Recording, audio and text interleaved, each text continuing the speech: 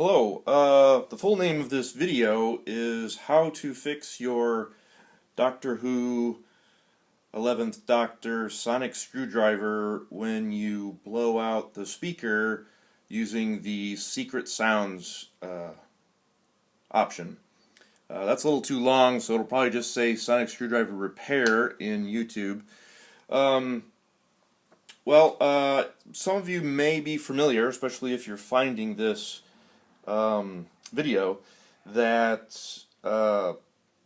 when the 11th Doctor screwdriver came out, a number of people had posted about a secret extra or third sound that could be emitted from the sonic screwdriver if you would rapidly press the button and hold it, I think 2 or 3 times. I actually discovered that feature, if that's what you want to call it, on my own, and didn't look into it until my sonic screwdriver stopped being sonic and no more sound was coming out of it. So I found a few videos of people talking about it, and it would appear that it's some sort of glitch in the soundboard and not exactly a secret sound. You can find videos on YouTube that demonstrate the sound if you want to, but I definitely don't recommend doing it. Basically, what's happening is the multiple press and hold creates a third sound, which is a more warbly one. It's also a little stronger. And it may be due to the frequency, or maybe there's more power going through the speaker in that circumstance. But over time, it will blow out the tiny speaker that's in the screwdriver. As a matter of fact, here is the speaker out of it. As you can see, it's very, very small, very, very thin. And hopefully this will help a few of you out. I was inspired to actually do all of this, partly because I like to take things apart and see how they work, but there was another video, which I will post the link to, from a guy who had the same problem and went through and completed the fix. But since he had fixed it and put it all back together again, he didn't have any how-to information, so he just described the process that he used to do it. So that's what I based my disassembly on, but I figured some people would appreciate having something they could see as a reference. So before we get started, there are a few things you are going to need. One of the most important things is a set of either jeweler screwdrivers or sometimes technology stores have them. I have a full set because I do a lot of work on computers and so forth, but those will be handy for prying apart the center section, as well as the few screws that hold the screwdriver together. The other thing you will need is a special set of screwdrivers that you can get on Amazon, and I'll provide the link. They're about $10. They come in a little pouch, and there's 4 screwdrivers, and the end of them it has a triangular tip, if you can see that. So the screwdriver uses some very unusual triangular tipped screws, and the screws I think are commonly used in toys and possibly a few electronics things. I think the idea is to prevent people from taking it apart. The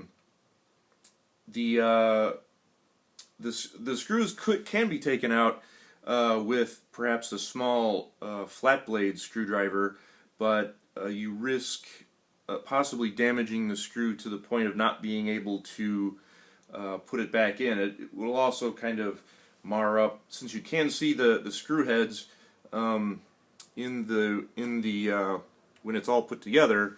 It would kind of mar the appearance. So, like I say, they're about $10, and they might be handy to have if you ever have to do another repair on something. So you need that.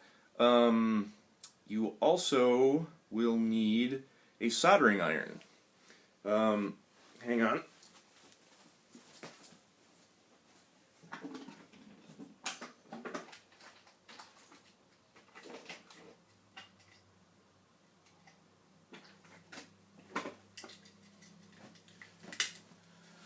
So right here is your standard soldering iron. You can find them at Radio Shack or electronic stores. And depending on what kind you get or whatever, they can range from $10 to $15 or more. Again, at this point, if you don't already have these items, you're starting to get up to the cost of just buying a new screwdriver. I think ThinkGeek.com has them for around $45, if I'm not mistaken, and Amazon you can get them for $25 to $30. The 11th Doctor screwdriver. So I don't recommend this solution for everybody, but it's kind of neat. Anyway. You will need a soldering iron that heats up. The stand is optional, but helpful to keep from burning things. Also, you will need something called desoldering braid, or solder wick, it's sometimes called. And this will be used with the soldering iron to detach the wires from the speaker and the screwdriver. Should be able to find both of those. Again, I won't go into details regarding soldering. If you're not comfortable with soldering or can't do it, you won't be able to complete the repair. And I'm not going to do a soldering 101 class here, so there may be some other videos on YouTube. If I find any, I'll put some links into it. So there's that. Let's see, is there anything else? Well, this here, again, these are optional. These are jewelry files, and I just use these to kind of get things to fit a little bit better. The replacement speaker that I used was just a little bit bigger than the original one, so I had to sand the plastic down a little bit. Finally, the last thing you'll need is an old pair of Bud earphones. It doesn't really matter what kind, although there could be some variances in size depending on the set you have.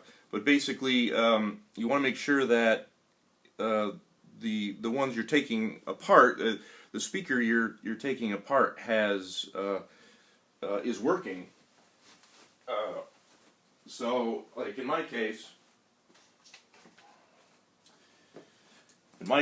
I had a set and the switch broke. So I could for my iPhone, so it couldn't pause or anything like that. So, but otherwise they worked fine. So I just cannibalized the speaker out of this one. Perhaps a simpler set. These are in-ear headphones. Other ones might have smaller speakers and not require any sanding. So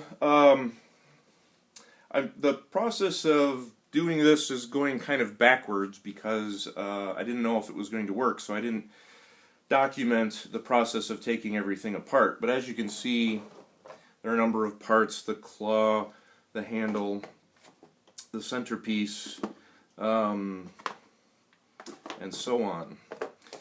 So the take apart is really actually very simple. You will remove this handle section by twisting it to the left and pulling it back, and that will expose these parts and the center section that does the lighting. And that's the method for replacing the batteries. And there is another cap that requires a screwdriver to take off to get access to the batteries. You'll want to take the batteries out because you don't want to short anything while you're doing your repairs. So you can pop those out pretty easily with a really small jewelry screwdriver, and there's some holes you can just pop them out, set them off to the side. The rest is pretty straightforward. There's four, when this part is together, oops. When this part is together, there's four screws, and they all go into the center section. And that's really about it for screws for this part and for holding the battery cover on. So that's nice and simple. The rest of the time you might be using the flathead jewelry screwdrivers is to pry this bottom part in half so you can get access to the insides. Everything is pretty well glued together, and if you're squeamish about possibly breaking it, then you may not want to go ahead with this repair. Besides the seams being glued, there's also a post on the inside that is connected, which you're just going to have to kind of manhandle and break off. I basically, that was the hardest part for me because I was being extra careful. But it took the longest because over time I would use the screwdrivers to kind of cut grooves in the seam until I could get a larger screwdriver in and twist it to pry it apart. So if you're relatively careful, you should be able to do it. Make sure that you're very careful. There's a lot of wires in there, so you want to be really careful that you don't break any of those or cut them.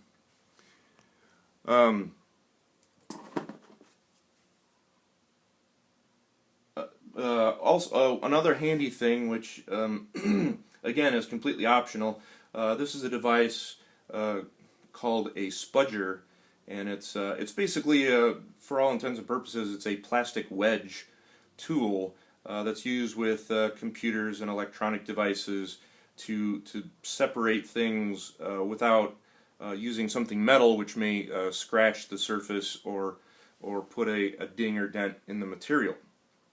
I happen to have one, so this kind of helped me with the prying, so I could, once I got a gap in there, I could stick this in here and then keep prying with the screwdrivers. So once you get it apart, you'll then see the speaker, which is nested right up here. It should come out fairly easily unless yours happens to be glued in, so that might be a little trickier. But as you can see with this one, it requires a little bit more work.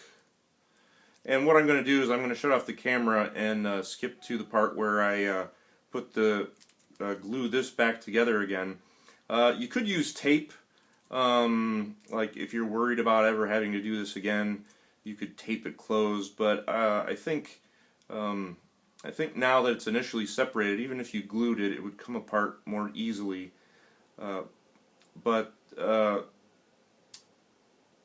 Basically, that's you're going to need the soldering iron and the solder wick to take the solder off the back of the old speaker so you can remove the wires. and then you'll have to be able to solder the two wires back onto the new speaker. And that is probably the trickiest part. If it's not the part that takes the longest, it's actually, if you know how to do it, it's pretty quick. But if you're not familiar with it, it does require a steady hand to get everything soldered back in place with a good connection. Another thing to consider is, if you do get to this stage, before you glue this part back on, be sure to put your batteries back in and test to make sure the speaker and everything is still working.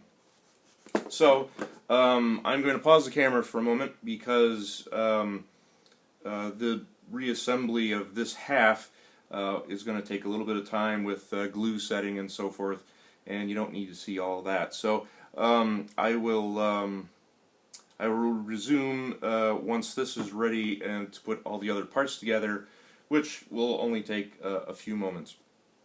One thing that I did forget, and I don't know if you'll be able to see it, but there's these really small washers, and those will reside right inside the holes where the outside screws go in. Now, they're not too important. I pulled them out just so they wouldn't interfere with the disassembly, and I think they do help keep the screws grabbing the plastic. But I wouldn't worry about them too much. But it might be a good idea to get a set of tweezers and pull those out and set them off to the side. All right. Well, I'll be back as soon as this is all glued together. All right.